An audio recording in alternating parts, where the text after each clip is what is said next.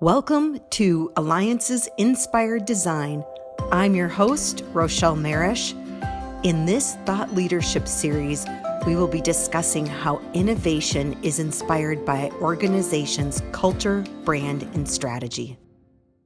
I am excited to introduce Brian Rowe, a good friend of mine who is a human-centered user experience designer that has been leading teams, managing and influencing teams in established organizations such as Blue Cross Blue Shield, United Healthcare Group, Best Buy, and the Nerdery. He's worked in airlines, healthcare, software development, manufacturing, digital media, performance arts, and retail. During his tenure, he has delivered amazing design solutions while managing, collaborating, and innovating with dispersed teams. How have you been able to help foster the culture? Like, I'm thinking of like the essence of the organization. Sometimes when you're not in a physical space, and you have dispersed teams, there's another layer that shows up in terms of understanding that brand and the culture that gets translated through when you're in a physical location. Mm-hmm. Or have you noticed if that makes a difference or not? First of all, culture to me is not some monolithic enterprise initiative. Enterprises love to make cultural initiatives. People are savvy. They get that when organization from the top down is trying to push some new cultural initiative, build culture or steer culture in a given direction, it doesn't come across as necessarily authentic. People feel that, they sense that, and you should not be surprised when you get kind of a lot of pushback and remove from those sorts of efforts. Culture is hugely derived from the very, very beginnings. How do we even go out and look for talent? How do we invite talent to come in and join a conversation with us about working together? What's that kind of early hiring process like? And then really critically, what do we do in like the first day, the first 5 days, the first 30 days? First 90 days when someone actually has joined? That's where a lot of what our culture actually is shows up. If we're not really thinking completely upstream and downstream in these employees' experiences, we're really going to be missing the mark. And if we don't include employees themselves in thinking through what we might want to do about better understanding what these problems might be, that disconnect is really palpable. People feel it, they taste it. And you have to be able to find ways to maybe involve them in that process. Empathy is a huge key tool in our toolkit. For me, empathy is simply, I'm going to try my level best to pause and listen. I'm going to try to do something akin to perspective taking so that I can maybe actually see what this other person might be seeing through their experience. And that I'm also trying to legitimately understand at what level can I or can't I validate how they're feeling. For me, that practice of empathy gets super important when we don't get to interact together in person. What kind of role does culture have in innovation? To be honest, a lot of the different organizational contexts I've been a part of, that culture of the organization, and not the necessarily like officially stated, written on a value statement kind of culture thing. I mean, I'm talking about the kind of culture that if you really kind of pull people together in a trusted space and ask them, what's the culture of this place like? Well, let me tell you. That's the level I'm kind of getting at. That kind of culture in a lot of enterprise contexts is simply not at all set up to foster and nurture innovation. I mean, you can say that the culture is literally one of, oh my God, I just want to send an email to someone and hopefully they won't respond. Mm-hmm. Oh, shoot, they responded. Now I have to do something with it. Okay, right there, not collaborative. You're never going to be innovative, and you don't even have a shared understanding perspective to start with. That's a cultural problem. What we reward or what we are punitive about in terms of behaviors is a cultural problem and issue. If I could convince anyone of any one thing, it would be going in with learning as a core component of your objectives is a bottom line dollars and cents equation. Learning is money. Learning is value. But if you're talking about trying to foster a culture of innovation, you have to foster a culture of safe to fail experimentation and learning, because that's where you're going to truly see something different in how you work emerge. It's an emergent property of that kind of dynamic, of that kind of culture. Now that we've talked about some culture and trust, let's kind of talk a little bit about how people can best collaborate with dispersed teams. And then how does that go into fostering innovation? Collaboration for me is one of those funny things where, and I have to give credit to some folks, not myself, that kind of came up with the way of saying this. I think in organizations that a lot of us would identify with, we're being collaborated at. Collaboration becomes this noun. I see something like collaborating. We will collaborate, like this very action, centered kind of verb-based thing become this noun. We're going to do a collab. Right there, okay, you're probably not going to. I want you to collaborate with that team. Do you mean actually together, or do you mean collaborate at that other team? When I started picking up on language use like this in a past experience, I started to realize that, of course, there's a genuine need and desire to collaborate, to come together and work differently. It's real, but people haven't necessarily been given a leg up as to what that actually means. And for me, I think one way I've tried to demystify it a little bit for people is simply this. I might have great ideas. Okay, that's worth nothing. Ideas are a dime a dozen. They don't mean anything, even if they're the best ideas of all time, especially if my great, fancy, special ideas are all stuck in my head. Okay, well, they don't do anybody any good, especially if I'm in a, there's this kind of traditional design world where, someone understands what the problem statement or the brief is, and then they go off into their designer cave and come back out with a cake. Ta-da, aristocrats. And then the stakeholder's like, yeah, I didn't need cake. I needed something very different. What I'm talking about is ways that we can get out of that mindset that I do all of the innovating in my head alone. Now, clearly, sometimes, and this is another artifact of, this kind of situation that's been imposed on us of this virtual kind of interaction, we actually do have more time individually, solo, to be really thinking deeply about something, or maybe giving a lot more of our own personal energies into creating something in a way. That's super important. But if that never sees the light of day, if that never gets externalized with other parties, it's difficult for those ideas to gain traction, get legs, and move. So back to what I mean by collaborating together. It's that act of together, we're going to externalize what's in our heads, and we're going to capture it somehow. And for me, that often means whether it's digitally and virtually, or whether it's physically on a whiteboard or something, I'm going to be writing and sketching and drawing and things like that. And I might be capturing abstract ideas, concepts, considerations, or issues that people have brought forward in a conversation, but I'm going to be drawing it. Because what I want to do is to make sure that whatever little tickle of insight I might have had hearing someone share something doesn't get stuck here. And I'm going to get it out there in a place where everybody real time can see and react to it. And when you say, well, tips or tricks to do that virtually, I mean, hell, I could sit on this side of the conversation, grab my iPad and just start sketching something and show it to the camera if I had to. We could grab Android or iPhone and just, turn the camera on and shoot some sketches that I made, at my work desk at home or something, and shared them. I could take a photo quick and just send it to you. The key is we've decided to, 1, externalize our thoughts. 2, do it in a very lightweight way, meaning we're going to create artifacts we don't care if we throw away later. And finally, we're doing it purely to move ideas forward. How do we innovate, or how do we collaborate? And then what does that mean to innovate something? Mm-hmm.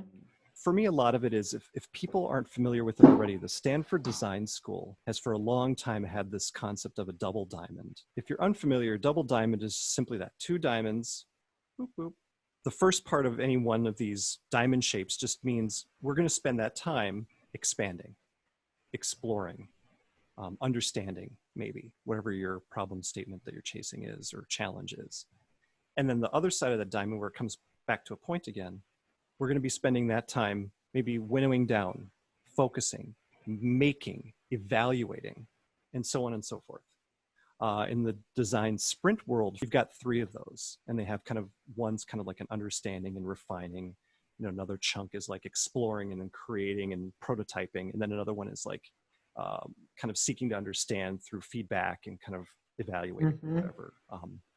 But that's a general sense of, now I've got a little bit of a lightweight framework to think about, oh, well, how do I take those collaborative exercises or that work and point it in a meaningful direction? If I want to expand, ask why questions. And if I want to focus, ask how questions. So again, you've got this double diamond idea. I'm expanding, exploring, I'm focusing or evaluating. And then I've got this, we're really too tight and too clustered up. We need to ask why, or we're way up there in the sky. We need to bring it back down to earth a little bit. Ask how. How and when do you branch out of your group to start getting different thoughts and ideas? It's basically what I call context-aware problem solving. What do I mean by context? You and I are in this team together, and we're kind of locked into this team. We got this problem ahead of us, and we're asked to like execute, or whatever it might be. All right, well, what are we trying to address here? Is the problem fairly well understood? Is there a lot of agreement around what the problem is? Does it seem fairly straightforward? Or even if it's kind of a complicated thing to do, is it complicated merely because there's a lot of steps, a lot of moving parts? Yes, there's a ton of stuff to understand, but could I paratroop in a bunch of people who have all that expertise around that subject matter? Could I do a lot of analysis? Am I going to come up with, and this is the critical part, am I going to come up with right answers? Because if the answer to those questions is yes, I'm in a fairly ordered and kind of understandable context. I can kind of do a lot of problem solving in that world, meaning maybe it's straightforward enough that all I need is a checklist. Tick, tick, tick, tick, tick, tick, tick. We hit all the buttons. Yes, we did. Good, we're good to go. That might be all the more I really need to do. And your team then is kind of, well, we don't need a ton of input for that. We've got the subject matter expertise right here in the group. We just need to come up with the plan, the checklist, a couple rules. There's some new compliance things we need to address, whatever. And maybe there's a little bit of, we need to kind of run that up the flagpole and get reactions or something. Pretty straightforward. If it's a little more complicated than that, well, we need to do more analysis. There's a lot more, if this, then maybe this, but if those things, then not that, but this. But anyway, that whole funky tree leads you to some kind of right answers. That all is very, very familiar modes of working for most people in most organizations. And in fact, they're going to do all their work in those modes every day, and it will never change. Here's the problem. We often don't live in a nice, ordered context like that, even if it's merely complicated. That simply isn't our world today. We happen to be on this other kind of side of that equation, which is the not ordered contexts. This is where it's the realm of, it's human. It's pretty wrinkly. There aren't right answers. In fact, people won't even agree on what the problems are. Or it's genuinely wicked kind of problem, meaning if I try to pull the thread of this one problem and even maybe pretend that I'm solving for it, I'm creating another problem over here. Where these multiple problems are actually interrelated, and there's no way that we're going to solve any one of them because they influence one another. And there is no right answer. And that's one thing that people, I think, are very predisposed to reject and refute, that there just isn't a right answer to this. That way of working is actually what a lot of us are facing all the time. But how are we asked to face it with all the other tools and tricks? Where's your analysis? Where's the metrics? Where's the process? What are the rules? What's the criteria? All this kind of stuff. It's like, well, we don't even know what we don't know yet. And we need to learn and explore a lot of things. We need to poke at this a bit. And we need to quickly kind of start to understand and sense what that taught us. Ooh, we know a thing now that we didn't yesterday. We're going to pivot a little bit and course correct. And that's the way that you get to that little cloud of more right, is by little course corrections the whole way. It's a very different way of thinking and working for a lot of people. But that's actually the appropriate problem-solving mindset to have when we're in these spaces where there aren't right answers to things. That's also happily the province of innovation and innovative thinking, is because I could, by design, set up my sandbox such that for a time, I'm going to constrain it maybe by time or resources or something. In 3 weeks, what can we learn about X? Go. Well, what rules and criteria? Nope. Learn. I want to know how many experiments people set up and what did we learn? How quickly and cheaply can we do that around this topic of concern? Go. And invite as many different people as possible.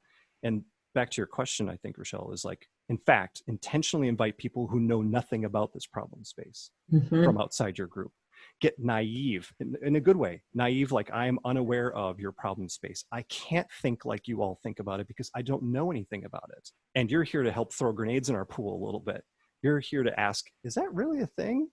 Well, it kind of is, but we don't know why. Perfect. I want that. That's a huge part about why designers ought to be seeking to invalidate their assumptions, not validate what they think they know. If I validate something I think I know, great, super. That's cute, Brian, gold star for me. But if I seek to invalidate what I think I know, I actually might learn something new, and that's going to help me do that course correction process to get to that more right cloud of outcomes. And so for me, fundamentally, if we can start to understand that being context aware of the problems we're trying to solve ought to then shift how we go about problem solving. And if we are indeed in something that's more genuinely complex, there's no right answers to this, then we ought to be employing a very different set of tricks and mindsets to get there. That other side, the very ordered side of things, that context, that's like the world of best practice. Can we just sprinkle some best practice on that stuff and, lock that down? Well, yeah, actually, if it's a pretty straightforward problem space, yeah, we probably can. Totally appropriate. Let's not reinvent the wheel here. And just being able to be mindful and aware that those are different. And one is about doubling down on nimbleness, resilience, trust, principles, relationships. Those are the tools as a manager, for example, that I would lean on in these complex contexts. And the other side, where it's much more ordered and kind of regular, yeah, rules, compliance, mandates, analysis, et cetera. Those are appropriate tools for that side. But just don't get the two mixed up, because they're a recipe for failure every time. And not the good kind of failure where we learn quickly and adapt, just the bad kind of we just flat out failed. How would you encourage people to start moving themselves more into this test model, this iterative process that you're talking about that really leads to true innovation? The power of just reframing something a little bit alone is a huge step into helping a group make that shift. And sometimes reframing is just literally that, just tilting the frame of reference, just a little bit to the side. And suddenly the problem looks very, very different to people. Yeah. And when it does, there's this kind of rich and refreshing sort of breath of air that comes in, like, whoa, well, now we see it that way, we can da da da da da. A little tool for that is another Stanford Design School trick called How Might We questions. And so the idea is you would take a point of view or a challenge statement or a problem statement, if you've been able to kind of actually put that on paper and agree what that problem is. And you could say, all right, well, then I want to get the group starting to flesh out a whole bunch of how might we ... That's kind of just one little technique to kind of help nudge people in that direction. As creatives, we've got these tanks. So one's like this reservoir of all that creative energy that you kind of drain out of the bottom, right? As you're making and doing and solving and, struggling and all this kind of stuff. But then there's this other tank, and that's like the replenish tank that hopefully somewhere, in this, you're actually able to fill that one up so you have more energy ultimately to put in the other one again. It's like this hydrodynamic kind of system almost. When you're doing all of the work to drain this thing, but the other reservoir over here is not getting any kind of attention, when this runs dry, there's nothing to fill it back up with. That replenishment reservoir, really thinking to ourselves, what helps me fill that part of myself back up? And that could be anything. It could be looking at completely different and oblique kinds of spaces and industries and things for inspiration. And I think, of course, this is especially important for designers too. So while we're all stuck at home and we're interacting in these ways and we're all getting Zoomed out and conference called out, what are those things in our own lives? Is it cooking? Is it music? Is it the fact that the Metropolitan Opera in New York City has been for free every night now that their doors have remained shuttered, offering up opera? I would absolutely encourage people to start participating in that kind of stuff. Definitely take it in and kind of appreciate it and enjoy it, but maybe add to it in a way that isn't related to your work specifically. Because if we're doing all the things that we've been talking about today better, when you come back to that workplace again, ideally more of you gets to come with you when you do. Really appreciate your time and your expertise on how we can all change and deliver and influence the important aspects of our jobs to be able to do business differently and to provide more value to the people around us and connection. Yeah. So just thanks a ton. I appreciate it a lot. You're welcome. You're very, very welcome. Well, I just want to say thanks to everybody who's joined us today and look forward to you joining us for our next Inspired Design series session. Thanks. Awesome. Cheers, everybody.